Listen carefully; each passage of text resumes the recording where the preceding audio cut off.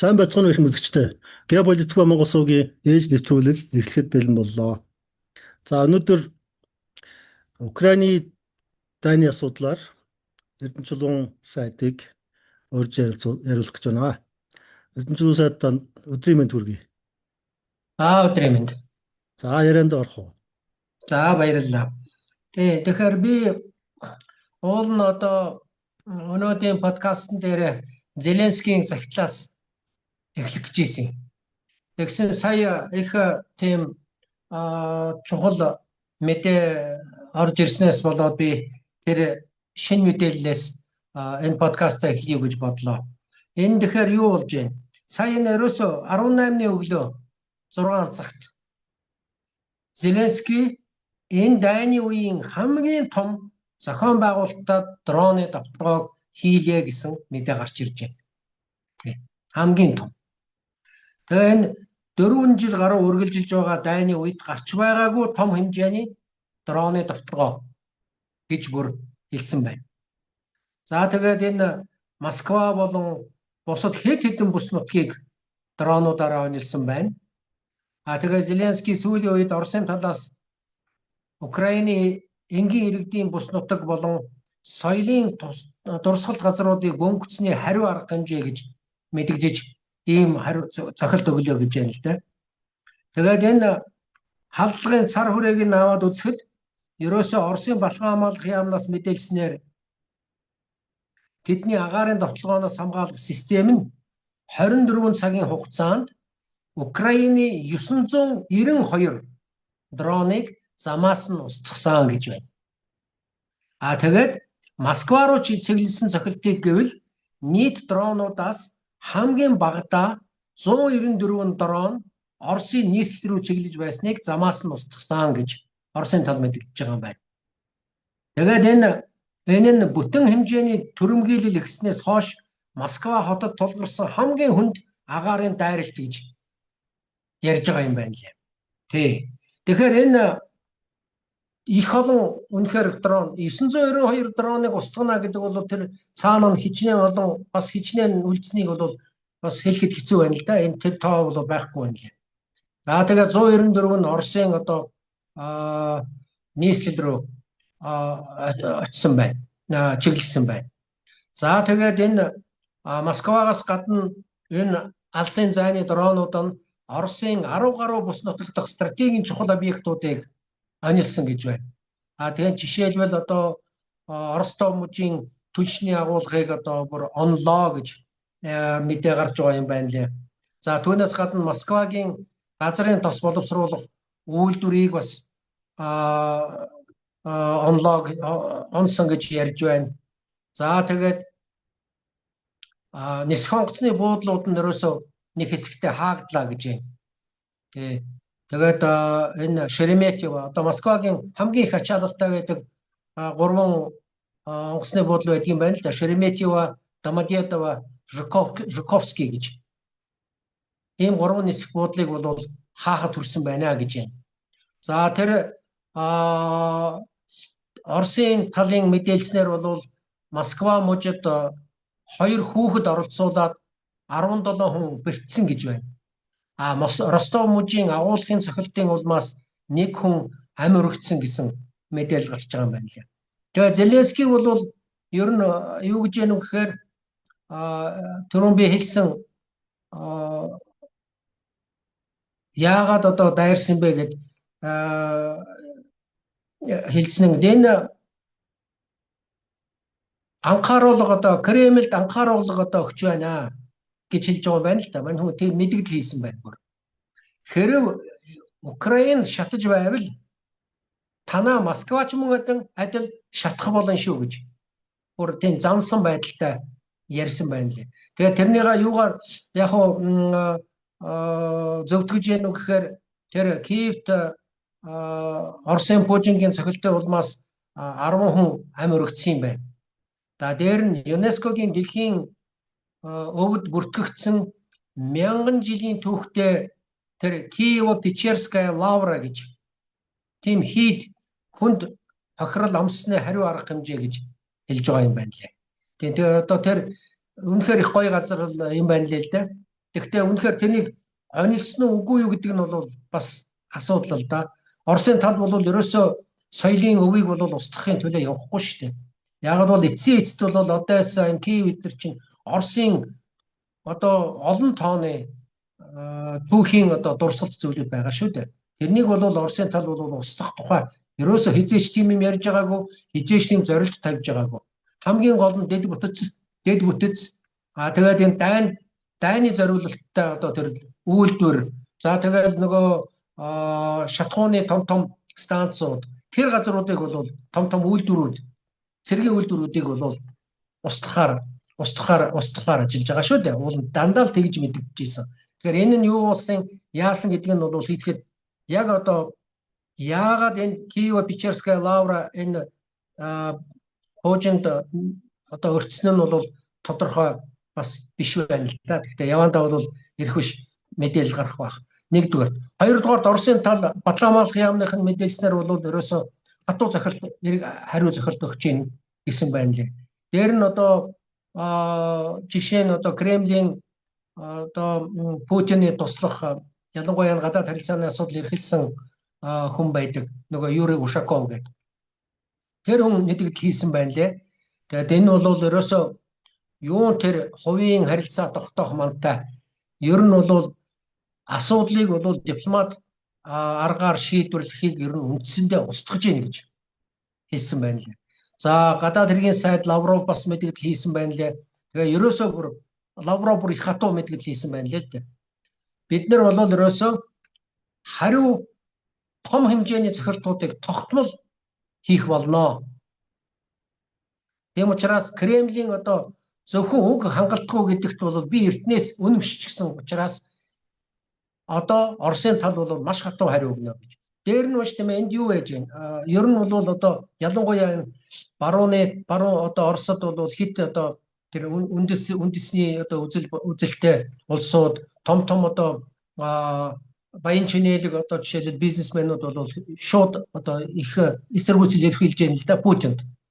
Яагаад одоо энэ дайна бушуухан үргэлжлүүлдэггүй юм? Яагаад цөмийн зэвсэг хэрэгжилж болдоггүй юм? Яагаад ер нь Украиныг ерөөсөө тэгэл хүчтэй захиралтаар ерөөсөө устгах болдоггүй юм байна гэсэн ийм шаардлагыг одоо тавьж байна л да. Энэ чи өдөр нэг бус удаа бас ярьж исэн. Ер нь бол Путин бол нэгэн том дарамтанд дотоодынхаа том дарамтанд байж байгаа л да. Тэгэл энэ парламент төрийн дуумын дарга Вячеслав Володин энэ Украинийн үлд нь бол илүү хүчтэй зэвсгээр илүү хатуу захирал өгөхөд хүргэн шүү гэж одоо мэдгэж байна л да. Тэгэхээр иймэрхүү одоо асуудлууд бол нэгэн одоо яригдах нь цаашдаа бол энэ дайм бол улам өргөж шинжтэй болоод явж байна л да. Энэ саяын цохилт бол энийг л харуулж байна. Тийм учраас ер нь тайван замаар энэ асуудлыг шийдвэрлэх ямар ч боломжгүй гэж Америкийн том профессор Миршаймер аль дээр үес яриад яваад байсан шүү дээ. Чивэтэр чи нэг олдохоо ярьж байсан. Манай хүн чи хэлээд байгаа шүү дээ. Хоёр талын байр суурь 180 градус эрс зөрүүтэй байгаа учраас дайны энэ асуудал бол дайны талбар дээр л шийдэгдэнэ. Тэрний яриа хэлцээний журмаар энэ асуудал шийдэгдэхгүй гэж яриад байгаа. Тэр л бол яг нарийн ярил баг үнэн болж таарах гэж байна л да. За энэ ийм нэг тийм ноцтой үйл явдал сая боллоо. Тэгээ одоо цаашаа хэрхэн яаж одоо үргэлжлэх юм байгаа юм. Энийг бол бид нар ажиглаж байх хэрэгтэй болж байна. За түүнээс гадна одоо би түрүүн ярих гэж байсан юм руугаа одоо оръё. Энэ сая 6 сарын 4-нд Зеленский Оросын ерөнхийлөгч Путинд хандаж нээлттэй захидал илгээсэн байна. Энэ яг ямар үеэр болсон гэхээр нөгөө Санкт-Петербургт нөгөө эдийн засгийн том форум болсон шүү дээ. Их олон улс оролцсон энэ форум болсон. Тэр үеэр яасан? Тэр үеэр ийм захидал илгээсэн байна лээ. Тэгээ Зеленский тэр захидалдаа ер нь дайныг зогсоохын тулд төвийг сахисан аль нэгэн улсад нэн даруй нүүр тулан уулзъя. За тэгээд фронтын шугамын дагуу гал зогсоохыг санал болгоё гэсэн байна лээ тэр захидалдаа. Тэгээд тэр олзны хүмүүсийг бүгдийг ерөөсөө солилцсон. Ерөөсөө нэггүй бүгдийн солилцсон юм. Тэгээд энгийн иргэд болон хүүхдүүдийг бас буцаахыг шаардж байгаа юм байна лээ. За энэ бол тэр тухай бид хоёр ярьж ийсэн. Тэгээд мань хүн бас дайны сөрөг нөлөө Орос иргэдэд хүн дээр тусч байгааг бас загталтаа бас онцолсон байна лээ. Тэгээд ер нь энэ загтал бол нэлээд тийм бүдүүлэгдүү загтал болсон байна лээ дээ. Зүгээр дипломат хүний нүдээр ингээд харахад. Тэгэхээр энийг бол яг Оросын тал их харж энэ тухай бол нэлээд тийм дургуутсан байдалтай хариу мэдгэд хийж байна лээ. За тэгээд Оросын тал ерөөсөө энэ загтлыг бол бүдүүлэг тэгээд төрийн тэргүүнийг доромжилсан агуулгатай загтал болсон гэж үзэж байгаа юм байна. Путин ч өөрөө сая Санкт-Петербургийн чуулган уулзалт дээр яг үүнийг бол тэмдэглэж ярьж байгааг би сонссон л доо. Тэгээ үнэхээр тийм байна лээ. Тэгээ би бол одоо энэ олон улсын харилцааны талбарт олон жил ажиллахдаа ер нь ийм загталтай бол тулгарч байгааг үл дээ. Би энийг одоо жишээгээр ингээд сая гаргаадах юм л да. Тэгээ энэ дээр ингэсэн байна лээ. Путины насыг нь онилсан байна лээ. Тэгээд энэ загталдаа ингэж бичиж 26 жил засагласны дараа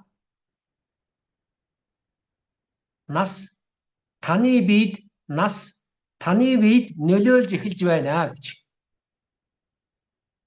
За тэгээ Путины төвчээр хатуужил урт хугацааны засаглалыг нэг ясандаа даажигнсан байгаа байхгүй юу?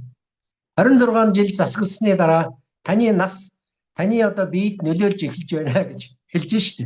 Тэ. За ингээд нэг ясандаа манай хүн дээр даажигнч гэсэн байна.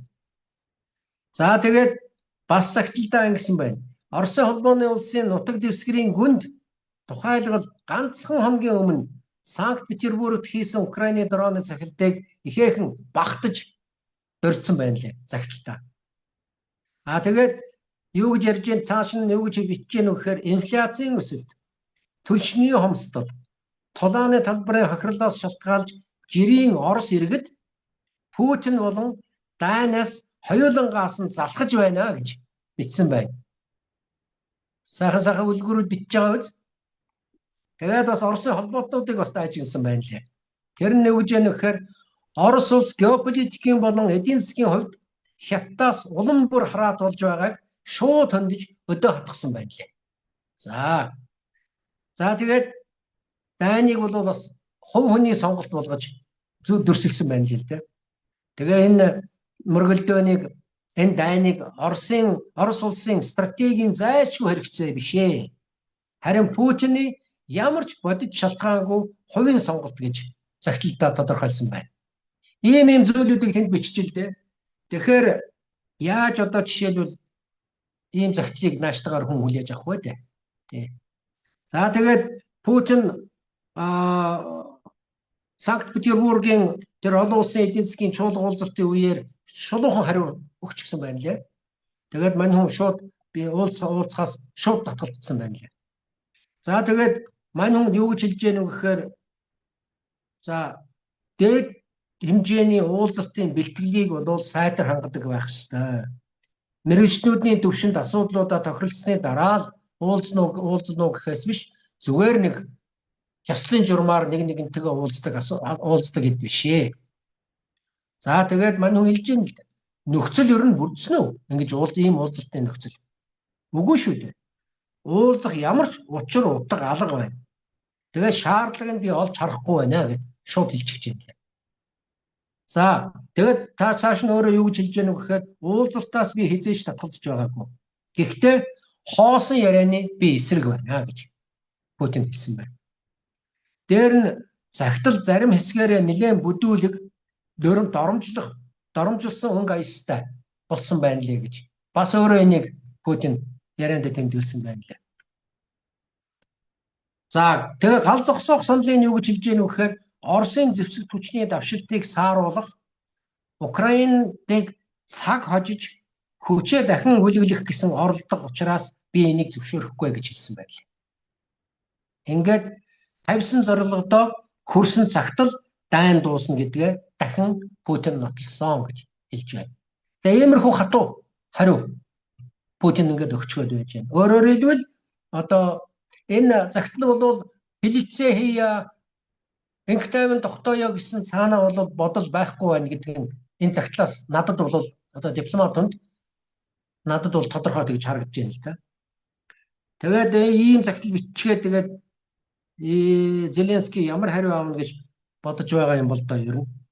Тэгээд зориуд хүний дургүйг хүрэх гэснээс биш асуудлыг шийдэ гэсэн бодол энэ хүнд ерөөсөө байхгүй байгаа юм бол надад бол тэгж ажиглагдаж байна. Тэгээ нэг энэ ойлгох хүүхдийн хошног урд өдрөө умалзан гихч болж байгаа юм шиг л байна. Надад тэгж санагдлаа. За энэ Украин дахь мөргөлдөөн одоо нэлээд хүчтэй цаашаа үргэлжилж байгаа. Ялангуяа энэ Одесса хотын өнөөгийн нөхцөл байдлын талаар ярих хэрэгтэй болж байна. Одесса бол үнэхээр их чухал газар. Хот. Яг одоо Пардалагын ирэг дээр байдаг хот шүү дээ. Тэгээ энэ Одесса хот бол энэ Украинд үргэлжилж байгаа энэ мөргөлдөөний хамгийн нэг гол цэг байсан одоо ч хിവэрэ байна. Ягаад гэвэл энэ хар далайгаар өрөндийн орнуудын зэвсэг ордог. Хөргөддөг. Тээвэрлэгддэг.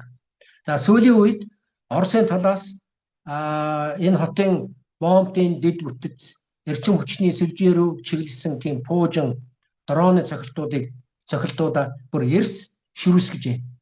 Ширүүсгэж байна гэсэн мэдээ явж байна. За тэгээд энэ стратегийн ач холбогдолтой энэ хот нь бол Украины хамгийн том далайн худалдааны зангилаа. За тэгээд энэ улсын эдийн засаг мөн дэлхийн хүнсний нийлүүлэлтийн сүлжээнд их чухал үүрэгтэй хот байдаг.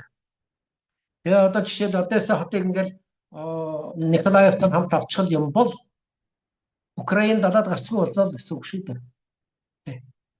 За тэгээд энэ цэрэг дайны одоо өнөөдрийн байдал ямар байна вэ гэхээр энэ Оросын зэвсэг түвшин баллистик пуужин, далавчт пуужин мөн Ираны нөгөө шахаад камикадзе дроноор өдөр бүр их шахуу цохилт өгч байна гэсэн мэдээлэл гарч байна.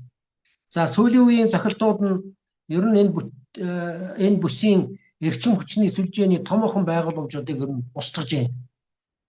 За үр тариа тээвэрлэх терминалууд одоо энд чинь одоо нэг бол бүх юм тээвэрлэгдэж далайн тээврийн чинь гол газар шүү дээ. Тэгэхээр үр тариа тээвэрлэх терминалууд за тэгээд түлшний логистикийн төвүүд мөн тээврийн холбоосууд гол байгуулж байна Оросын. За хотын баруун өмнөд хэсэгт оршдог Днестр мөрдний чухал гүүр цохилтод бас өртөгдсөн байна. За тэгээ Украины түлш импортлох чадвар үүнээс болж эрс буурч байна гэсэн мэдээ явж байна л да. За түүнээс гадна Одесса бол ерөөсөө Оросын уугуул нутаг хэвсэг. Энийг бол Америкийн мэргэжлүүд жижигсэн хүлээн зөвшөөрж байгаа. Тийм учраас Украины засаг захиргаа энэ Оросын хаан тулсын үеийн түүхийн өвийг устгах ажлыг нэлээд эрчимтэй явуулж байна гэсэн мэдээ явж байна лээ. За энийг бол тэр Украины дерусификаци гэж ярьж байна. Одоо өөрөөр хэлбэл Оросын нөлөөг харилцах гэсэн. Тэгээ бүр энэ чиглэлээр бүр хууль боловсруулж батлуулаад тэгээд энэ хотын удирдлагууд нь түүхэн гудамжуудыг жишээлбэл шинээр нэрлэж байна. Москватай холбоотой одоо ямар нэгэн хэлхээ холбоог таслахын тулд хаан Оросын үеийн тэр хөшөө дурсгалуудыг буулгаж байна л да. Уучлаарай. За тэгээд Украины Азов мөн хар тэнгисийн зүүн хэсгийн бусад бомбтууд өнөөдөр Оросын хяналтанд байгаа учраас Одесса хот Украины далайн нийт худалдааны 70 гаруй хувийг дангаараа гүйцэтгэж байна гэсэн мэдээ явж байна. За энэ хот нь бол Улаанбуудаа, Эрдэнэ шиш зэрэг дэлхийн хөдөө аж ахуйн гол нэрийн бүтээгдэхүүнийг экспортлох амин чухал гарц хэвээрээ байна гэж хүмүүс мэдээлж байна. За би энэ дээр энэ Америкийн мэргэжилтнүүдийн профессоруудын ярьж байгаа зүйлүүдээс энд бас зарим зүйлийг бас мэдээлчихье гэж бодож байна. За энэ мөргөлдөөний энэ шалтгаан ерөөсөө Америкийн нэгдсэн улс НАТОг ерөөсөө Украиныг өөртөө нэгтгэх гэсэн нэгтгэх гэж оролдсноор энэ дайныг эхлүүлсэн гол буруутан гэж одоо Джон Миршаймер гэдэг профессор энийг дахин давтаж ярьж байна. Орос улс Украиныг өөрийнх нь эсрэг барууны плацдарм, өөрөөр хэлбэл дүшиж газар болохыг хизээж зөвшөөрөхгүй байсан гэдгийг Миршаве профессор бол дахин давтаж ярьж байна лээ. За тэгээд цааш нь юу гэж ярьж байна вэ гэхээр Украины хүн ам зүй мөн цэргийн нөөц эргэж буцалтгүй үхлийн ангал руу орсон шүү. Тэгээ мань хүний таамаглаж байгаагаар Орос улс дайныг дуусгахын тулд Одесса, Харьков зэрэг хотуудыг багтаасан Днестр мөрнөөс зүүн тийш байгаа бүх мужуудыг өөртөө нэгтгэж Украиныг үндсэндээ амьдрах чадваргүй, далайд гарцгүй, дампуурсан улс болгож үлдээх аюул нүүрлчээд байна шүү гэдгийг хэлж байна. За түүнээс гадна одоо энэ Америкийн нэгдсэн улсын дайны яам гэж ярьж байгаа. Батламх яамны сайдын зөвлөх байсан хорондоо Дуглас Макгрегор юу гэж ярьж байна вэ гэхээр ерөөсөө Украины армийн эсэргүүцэл бүрэн үндсэндээ нуран унсан. Хүн хүчний дутагдаас болоод хамгаалалтын шугамуд нь үндсэндээ эзэн гүрч, үндсэндээ ялагдал хүлээгээд байна. За мань хүний үзэж байгаагаар бол Оросын зэвсэгт хүчин баруун тийш тэр Днепр мөрнийг гатлаад Одесса болон Киев руу давших бүрэн боломжтой байна. Орос улс Одесса хотыг хяналттай авах нь стратегийн нарийн эрүүл зайлшгүй алхам. Ингэснээр НАТОг хар тэнгисээс бүрэн үсэн шахан гаргаж Украиныг цэрэггүйжүүлэх зорилгодоо хүрнэ гэж Макгрегор тэгд дүгнэж ярьж байна. За Скотт Риттерийг хүн болгон бараг мэднэ. Энэ Америкийн нэгдсэн улсын тэнгисийн явган цэргийн тагнуулч хүн байсан. Тэгээд Нобелийн зэвсгийн хяналтын ажилтнаар бас нэлийн хэдэнчэд ажиллаж байсан. Оросын холбооны улсад очиж цэрэг зэвсгийн хяналтыг хийж исэн хүн өөрөө. Тэгэхээр энэ бол юу гэж ярьж байна вэ гэхээр ерөөсөө Оросын холбооны улс бол үндсэндээ үнэлэхгүй ялгалт байгуулсан. Украин бол үг дүүгээ болт хийхээр болцоод байна. Тэгээ мань хүн юу гэж байна вэ гэхээр Украины эдийн засаг мөн эрчим хүчний бүтэц бүрэн сүрсэн учраас Украин тун удахгүй үг дүүгээ бууж өгөхөөс өөр аргагүй байдалд орно гэж хэлж байна. За тэр Одессагийн ирээдүйн талаар Риттер юу гэж хэлж байна вэ гэхээр Оросын холбооноос Одесса хотыг түүхэн Оросын хот гэж үздэг тул хизээч Украины мэдэлд үлдээхгүй. Тэгээд Оросын арим Одесс руу давшиж хотыг өөрийн хяналтад авснаар Украиныг НАТОгийн цэргийн бааз болох аюулыг үндсээр нь устгана гэж тэрээр үзэж байгаа юм байна. Ингээд ийм чухал дүгнэлтүүдийг хийж байна улсууд. За энэ Оросын судлаач Гилберт Доктороу гэж том хүн байгаа. За энэ хүн юу гэж ярьж байна вэ гэхээр дайн бол Оросын талд ашигтайгаар төгсөх шатандаа орсон гэж. Бүр төгсөх шатандаа орсон. Орос судлаач шүү дээ. Орос судлаач шүү дээ тийм ээ? Орос судлаач тий. Европын холбооны үүний дараа Европын холбооны нэгдэл задарч Финланд, Герман зэрэг орнууд эдийн засгийн шаардлагаар Оростой харилцаагаа сэргээхийг оролдохоос өөр аргагүй байдалд орно гэж хэлж байна. За тэр Одессагийн талаар юу ярьж байна вэ гэхээр Одесса хотын эргэн тойронд болж байгаа цохилтуудыг Оросын талаас барууны логистикийг таслах тэгээд хар тэнгисийг бүрэн хяналттай авах урт хугацааны төлөвлөгөө гэж үзэж байгаа юм байна. За тэгээд түүнийхээр бол Одесса Оросын бүрэлдэхүүнд орох нь барууны тэр прокси дайныг бүрэн үсэн зогсоох геополитикийн гол үр дүн байх болно гэдгийг хэлж байна. За тэгээд энэ Норвегийн нэг профессор хүн байгаа, энэ геополитикч Глен Дийсен гэж. Тэгээ энэ хүн бол их олон байнга юугаар энэ сошиал юугаар ярьж байгаа. Тэгээд энэ дээр юу гэж ярьж байгаа нөхөр үндсэндээ барууны систем нурж байна гэдгийг хэлж байна. Тэгээ энэ мөргөлдөөнийг бол ерөөсөө Америкийн нэгдсэн улсын тэргүүлсэн нэг туйлт ертөнц үндсэндээ нурлаа. Олон туйлт шин дэлхийн дэг журам тогтож байгаа тод томроо илэрэл болж байна гэж ярьж байна. Тэгээд Одессагийн талаар Глен Дийсен юу гэж ярьж байна вэ гэхээр Одессаг Оросын аюулгүй байдлын улаан шугам гэж тодорхойлж байна шүү. Улаан шугам гэж тодорхойлж байна. Тэгээд хэрв Одесса НАТОгийн нөлөөнд үлдэх юм бол Оросын өмнөд хилийн аюулгүй байдал үргэлж эрсдэлд орно. Тийм учраас Москва стратегийн хувьд энэ хотыг өөрийн нөлөөнд оруулахаас нааш дайныг зогсоохгүй гэж мань хүн тэгж шинжиллээ гэж хэлж байлээ. Гаргаж байна. За, иймэрхүү юунууд одоо гарч байна.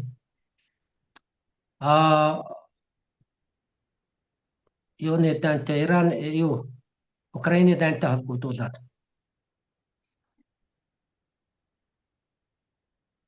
За, баярлалаа. Тэгэхээр Тийм. энэ саяын таны хэлсэн тэр томоохон экспертүүдийн дүгнэлтүүд бол нэлээд эртнээс л тиймэрхүү байдлаар яриад байгаа юм. Тэгээд цаг хугацааны урсгалтаагаар тэдний хэлж буй дүгнэлтүүд ерөөс батлагдаад л яваад байгаа юм, тийм ээ? Тий, яг батлагдаад явж байна л да. Одессыг бол одоо 2 жилийн өмнөөс л одоо Макгрегор гоо ярьж исэн. Тэгээ одоо бол одоо тэгж ярих одоо экспертүүдийн тоо нэмэгдэж байх жишээтэй. Тэгээд одоо Одесс явуулж байгаа ажиллагаа нэлээд идэвхтэй болж байгаа жишээтэй, тийм. Тэгээд ер нь нэг юм бас нэг юмыг бид нар одоо мартаж болохгүй нэг зүйл байгаа. Мэдээллийн дайн гэдэг юм зүйл, тийм ээ? Пропаганда гэдэг энэ чинь эхнээсээ ахуулаад баг эхнээсээ ч гэдэг баг дайн эхлэхээс хэдэн жилийн өмнөөс ахуулаад энэ мэдээллийн дайн гэдэг юм чинь явж байгаа. Тэгээд бид нар одоо дээр үед тэр үзэл судлалын 90 үед амьдарч байсан. Хоёр той туваагчаад хоёр тал бие биенээ муулдаг. Одоо бол ерөөсө барууны энэ жанжлал гэдэг юм чинь дэлхийг бүрхсэн мэдээллийн системтэй. Энэ бидний ашигладаг Facebook, энэ бүх сошиал нэтворк чинь бүгдээрээ тэр талд одоо байж идэг. Телевизүүд байна. Бүгдээрээ ингээд том корпорациудын мэдээлэл. Энэ бүх мэдээллээр одоо ерөөсө 100% нөгөө талын мэдээлэл явж байгаа шүү дээ. Энийг бид нар анхаарч тэгээд тэр мэдээлэл автахгүйгээр тэрэн дотроос үнний хөвтэй юмнууд бас бий. Гэхдээ 100% ерөөсөө нөгөө талдаа л үйлчилж байгаа. Өөрөөр хэлбэл Оросын эсрэг үйлчилж байгаа гэсэн. Тэгээд энэ дундаас мэдээлэл зөв мэдээлэл олж авна гэдэг бол одоо манай мэтийн улсад бол маш чухал тийм сорилт болж байгаа. Тэгээд энийг бол одоо манай төр засаг бол бага анхаарч ирлээ л дээ. Одоо хүртэл ерөөсөө анхаарахгүй. Үндсэндээ анхаарахгүй байгаа. Анхаарахгүй байгаа. Одоо гадаад яамны болон одоо тэр зэрэг стратегийн байгууллагууд байна. Аюулгүй байдлын байгууллагууд байна. Ерөөсөө байхгүй. Энэ бол ноцтой зүйл дээ. Одоо ингээд тийм орчинд энэ барууны одоо бод байдлыг бид нар ойлгохгүй ингээд тэдний хэлж байгаа тийм пропагандагийнх нь машинд авчгаад итгээд яваад байх юм бол манай аюулгүй байдал их эрсдэлтэй зүйл үүсэх бүрэн боломжтой. Тэгээ яг тэр хөшний цаана Америкийн нэгдсэн улс хэрхэн сууларч байгааг энэ барууны энэ яриад байгаа том яриад байгаа нөхдүүдийн бод байдал нь ямар байгааг бид нар мэдхий арга байхгүй. Тэдний үгэнд орж явж байгаад энэ одоо умар төрш манай хамгийн чухал хөрш, манай тусгаар тогтнолын баталгаа уусан хөрш, өмнөд хөрш, эдийн засгийн одоо гол төрш энэ хүмүүсээ бид нар энэ хүмүүсээ юу ах одоо энэ хөрш улсаа одоо эвгүй байдалд оруулах юм бол бид нар бол засаж болохгүй тийм алдаа анд хөрч болзошгүй шүү дээ. Тийм учраас бид нар энэ мэдээллийг маш анхааралтай одоо анализ хийж одоо төвч голч байдлаар одоо хандаж байх хэрэгтэй юм аа. Тэр утгаараа бидний энэ өчүүхэн одоо хичээл зүтгэл явж байгаа шүү дээ. Тэгэхээр таны одоо яриануудад тэр Украины байдлыг ерөнхийд нь сайн гаргалаа. Бид нар байнга л ярьж байгаа л да. Тэгээд энэ өчигдрийн тэр дроны том дайралт энэ төр бол хязгаарлагдмал. Бид нар бол яг тийм дроноор одоо томоохон охирол учруулах бол ер нь боломжгүй. Тэр хэлж байгаа хэдэн зуун мянгаар нь ингээд одоо дайралтыг сонгож авч байна. Тэгээд тэр нь одоо нефтийн агуулгах гэх мэт тийм шатах, тесрэх боломжтой тиймнүүд байнуудыг онилж байгаа. За тэгээд яг хуу энэ дээр бол нэг зүйл хэрэгтэй. Хэдэн сарын өмнөөс одоо энэ Оросын тэр нефтийн байгууламжууд руу чиглэсэн дроны довтлогоонууд нэлээд явсан. За тэр бол бас тодорхой хэмжээний нөлөө үзүүлсэн байна. Сүүлийн хэдэн сарын Оросын энэ экспортын хэмжээг харахаар зэрэг түүхий нефтийн экспорт бол өссөн. Нефтийн боловсруулсан бүтээгдэхүүний экспорт тодорхой хэмжээгээр буурсан ийм байдалтай байна. Ерөнхий дүнгээрээ нефтийн төрлийн экспорт, Оросын экспорт өссөн байна. Сүүлийн 3 сард жишээлбэл. За энэ байдлаас ингээ харах юм бол дроны тэр довтлогоо бол одоо барууныхны шууд дэмжлэгтэйгээр явагдаж байгаа. Барууны орнуудад Украин дотор биш, Украины хил дотор биш, барууны орнуудад ингээд 21 орчим тийм дроны одоо сэлбэг хэрэгслүүдийг үйлдвэрлэж тэгээд Украин нийлүүлдэг тийм сүлжээ бий болсон байна гэдгийг Оросын засгийн газар зарласан хэдэн сарын өмнө. За тэр бол явж байгаа юм байлээ. За үүнийг бол идэвхтэй явуулж байна, тийм ээ. Тэгээд тэрийг ярьсан энэ сүлжээ байгаа. 20 гаруй улсын сүлжээ энэ өмнөх юун дээр хоёулаа ярьж исэн. Энэ дээр нэмээд бас ярих юм бол бас байгаа. Тэр үйлдвэрүүдийг одоо бас албан ёсны бай болгож болзошгүй гэдэг санааг илэрхийлчихсэн байгаа шүү дээ. Лавров сайдын мессеж. За одоо бид 10 минут үлдсэн байна. 8 минут байна. Тэгвэл нэг жоохон мэдээлэл өгчээ нэмээд. Энэ Харвардын их сургуулийн профессороор ажиллаж байсан Орос гаралтай Владимир Бровкин гэж доктор профессор байдаг. Энэ хүн бол бас их олон мэдээлэл явуулдаг. Америк хүн л дээ. Тэгэхээр энэ бол энэ хүний ярьсан зүйлээс би зарим зүйлийг одоо бас нэмээд яриад өгье. Энэ доктор Бровкины үзэж байгаагаар бол ерөөсөө Украины дайн нь энэ улсын хүн амын өчүүхэн хэсэг болох тэр Бандераг дагагчид өөрөөр хэлбэл үндэсний ихэд үндэс хэрэг үзэлтнүүдийн нөлөөгөөр энэ дайн өрнөж байна шүү гэж хэлж байна. Тэгээд мань хүн юу гэж юм гэхээр ерөнхийлөгч Зеленскийг бие даасан удирдагч бишээ. Харин дээрх хэд үзэлтнүүдийн бүлэглэлд бүрэн захирагдсан зөвхөн олон нийтэд зориулсан шоучин төдий хэмээн хүн гэж тодорхойлсон байна. Шоучин гэж тодорхойлсон байна. Тэгээ энэ Оросын тал тэр одоо баруунд чи ерөөсөө Украиныг ялт байгуулж ийн л гэж яриад байгаа шүү дээ. Тэ. Одоо бүгд тэр бол зориуд мэдээж хэрэг зориуд тийм пропаганда мэдээлэл тодорхой. Тийм явуулж байгаа тодорхой. Тэгэхэд мань хүн эндээ тайлбарлсан байна л да. Ерөөсөө Оросын тал энэ тухай бид хоёр төрүүж ярьж байсан олоода. Оросын тал бие бүрэлдэхүүний хохирлоо багасгахын тулд яарахгүй алхам-алхмаар урагшлах тактик баримтж байна гэж ярьж байна. За тэгээд Тулааны талбарт дрон ихссэн тул Оросын цэргүүд сахим тэмцэл ашиглаад Украины дрон операторуудыг устгасны дараа бага бүрэлдэхүүнээр урагшилж байна гэж дайнд одоо дайны тактик гэж өөрчлөгдөж байна гэдгийг хэлж байна л да. Тэгээд дайныг үргэлжлүүлэх чадваргүй болгохын тулд Украины аж үйлдвэрийн баазыг системтэйгээр устгаж байна. Тэгээд Зеленскийн дэглэмийг үндсэнд нь унгаахыг зорж байна гэж доктор Бровкин тэгж үзэж байна. Тэгээд энэ Путин Европын олон нийтийн санаа бодол мөн олон одоо улс төрийн урсгал Орост ашигтайгаар эргэж байна гэж одоо үзэж байгаа. Тийм учраас одоо энэ Германы AfD зэрэг барууны үндэсний үзэлт намууд хүчрхэгжиж Оростой эрчим хүчний худалдаагаа сэргээхийг дэмжих болсныг бол Путин Оросын тал бол их дэмжиж явж байгаа. Одоо энэ хойд урсгалыг одоо дахиж нээе гэсэн ийм байр суурьтай байгаа шүү дээ. Энэ барууны нам. Тэгээд НАТОгийн орнууд руу одоо шууд халдах нь Европын ард түмнийг цаана нь одоо нэгтгэхэд Оросын эсрэг одоогийн удирдлагын байр суурийг бэхжүүлэх учраас Путин шууд одоо мөргөлдөөнөөс өөрөөр хэлбэл Европ орнуудын эсрэг мөргөлдөөнөөс зайлсхийж байна гэсэн дүгнэлтийг гаргасан байна. Энэ бана дандаа бодууштай зөв дүгнэлтүүд гаргаж ирж байна. Яагаад ингэж удаан хугацаагаар ингэж одоо Путиныг шүмжлээд байгаа шүү дээ. Одоо ерөөсөө ингээд дайныг дорн дуусгачихгүй, доор нь одоо ингээд бүгдийг устгаа хийчихгүй.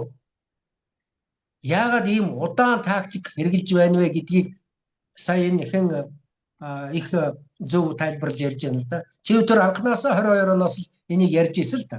2020 дөнгөж дай эхлэнээс хойш ч гэсэн би энэ тухай ярьж байсан. Чи өдөр ярианд ч бас энэ асуудал бас хөндөгдөж байсан л да. Тэгээд мань хүн одоо бас юу гэж ярьж байгаа нөхөр Путиний хувьд Украины дайн нэгдүгээр зорилт биш ээ. Харин БРИКС-ийг хөгжүүлэх нь хамгийн чухал зорилт юм а гэж бас хэлсэн байна.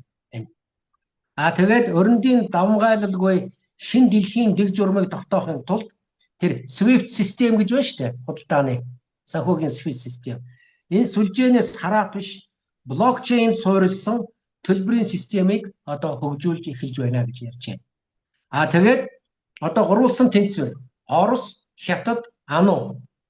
Энэ нь Орос улс Хятадын хэт өсөлтийг бас тэнцвэржүүлэхийн тулд Америкийн нэгдсэн улстай ажил хэргийн харилцаагаа хадгалахыг эрмэлзэж дэлхийн газрын тос хийн зах зээлийг товтотой байлгах сонирхолтой байна гэж бас сонин дүгнэлт гаргасан байна. Өөрөөр хэлбэл энэ Орос, Америкийн нэгдсэн улс, Хятадын гурвалжингийн тухай асуудлыг гаргаж ирж байна л да. Тэгэхээр энэ бол ийм сонин бас их анхааруулжтай бас тийм дүгнэлтүүд Америкийн профессор Орос гаралтай Бровкин гэж хүн гаргаж байна. Харвард гэдэг одоо мундаг том их сургууль биш үү? Тэнд одоо профессор ажиллаж исэн хүн л дээ. Ийм сонин зүйлүүдийг ярьсан байна. Энэ бол анхааруулжтай зүйл байна. Ийм За тэгээд энэ ер нь ийм хүмүүсийн анализыг сайн сонсох хэрэгтэй. Тэгээ манай мэргэжлийн байгууллагууд тийм төрлийн анализ хийж чадвартай болох хэрэгтэй байна л да. Тэгээд энэ хоёулаа дараачийн одоо цаг байгаа учраас дараачийн юун дээр энэ Глендисэнтэй Америкийн тагнуулын төв газрын дараагаар ажиллаж байсан Жорж Биби гэж хүн байдсан байна. Бас их том мэдлэгтэй мундаг хүн байна лээ. Тэгээ энэ хүн ер нь энэ дайнтай холбогдсон асуудлаар ер нь энэ дэлхийн энэ том асуудлуудыг ер нь олон талаас нь ярьсан байна лээ. Энэ тухай дараагийн нэвтрүүлгээр хоёулаа ярья гэж би бодож байгаа. За тэгье. Тэр Бровкин гуан бас нэг яриан дээр ийм юм хэлж байна лээ. Барууны нөхцөл байдал одоо өөрчлөгдөж байна. Саяын таны дурдсан санааг бас хэлж байна лээ. Одоо 2 жилийн өмнө бол жишээлбэл Унгарын одоо Орбан төдий байсан бол одоо бол тэр Оросыг дэмжигч Оростой одоо харилцаагаа хэвийн болгоё. Тэр Оросд тавьсан хоригуудаа цуцалъя гэдэг санааг хэлдэг удирдагчдын тоо нэмэгдэж байна. За тэр АЕД байна, Чех байна, тийм ээ. За Болгар байна. За хамгийн сүүлд одоо их долоогийн уулзалт дээр, долоогийн бүлгийн уулзалт дээр Италийн ерөнхий сайд Жоржо Мелони бас яг тийм санал тавьсан байна. Тэр энэ тухай бол одоо нөгөө дэлхийн пропаганда системээр огт ярихгүй байгаа шүү дээ. За тэгэхээр зэрэг ерөнхийдөө одоо Путины барьж байгаа стратегийн дагуу цаг хугацаа бол Путины талд байгаад байгаа. Тэгэхээр энэ бол бас л одоо Путин үүнийг тооцоосон ийм стратеги болов уу гэж бодож байна. За өнөөдрийнхээ яриаг үгээр өндөрлөё. За тэгээ. Баярлалаа тань. Тэр Италийн Мелони тэгж ярих нь арга байхгүй. Ягаад гэвэл ЧВТ-ээр бас нэг сарын өмнө байна уу да нэг яриан дээр Италийн ерөнхий сайдын орлогч нь тэгж хэлж байсан шүү дээ. Италийн 300-аад компани л үү дээ. Оросын холбооны улсад одоо хүртэл үйл ажиллагаа явуулж байгаа. Тэв учраас бид нэр тэднийхэн эрх ашигын төлөө бас зогсон шүү гэд нэлээд ууртай яриацгаа өгч ирснийг ЧВТ-ийг ярьж ирсэн гэж сая санаанд орлоо. За үгээр өндөрлөё. За баярлалаа.